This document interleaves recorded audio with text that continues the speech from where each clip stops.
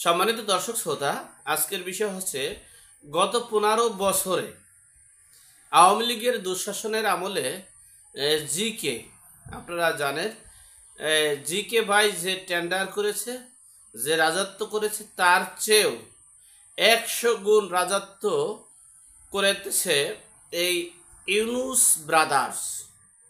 বিশ্বের আন্তর্জাতিক মিডিয়ায় এখন সেই ইউনুস ব্রাদার্সের কুকীর্তি আলোচনা চলছে। সে বিষয়ে সংক্ষেপে আপনাদের সাথে শেয়ার করছি।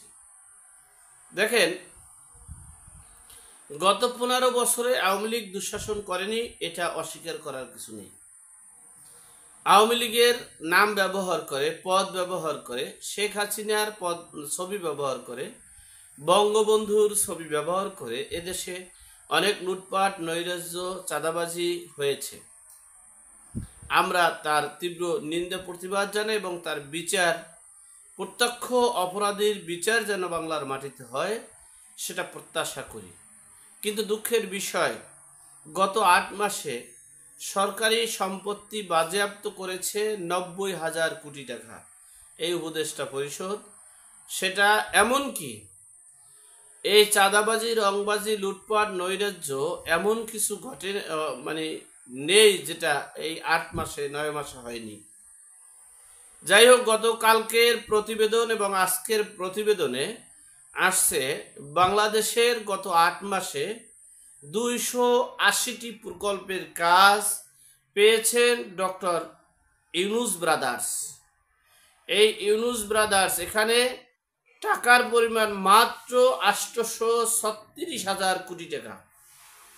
এই 836,000 কোটি টাকার কাজ পেয়েছেন ইউনুস ব্রাদার্স, যেটা গত 15 বছরে এই আওয়ামী লীগ সরকার করতে পারেনি। আওয়ামী লীগের সরকারের আমলে কেউ এই ধরনের এই টেন্ডারবাজি, লুটপাট, নৈরাজ্যের নজির সৃষ্টি করতে পারেনি। এই দেশটাকে একটা দুর্ভিক্ষে রূপান্তর করার জন্য যা যা করণীয় তাই করতেছে।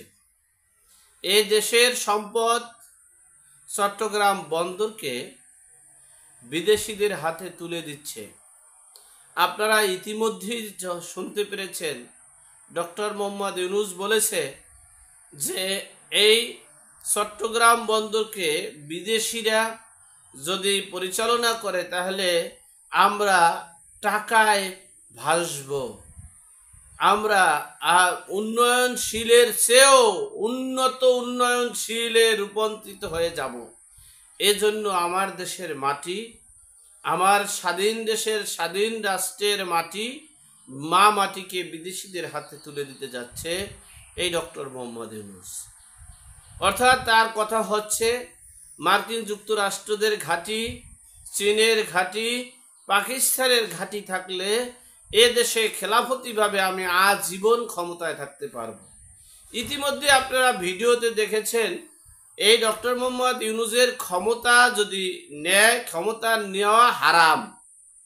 ডক্টর মোহাম্মদ ইউনুসের ক্ষমতা নেওয়া হারাম এবং ডক্টর মোহাম্মদ ইউনুসকে কিভাবে আল্লাহ পাক রব্বুল আলামিন ক্ষমতা দিয়েছে এবং সৃষ্টি করেছে সেটাও আপনারা ইতিমধ্যেই শুনতে পেরেছেন।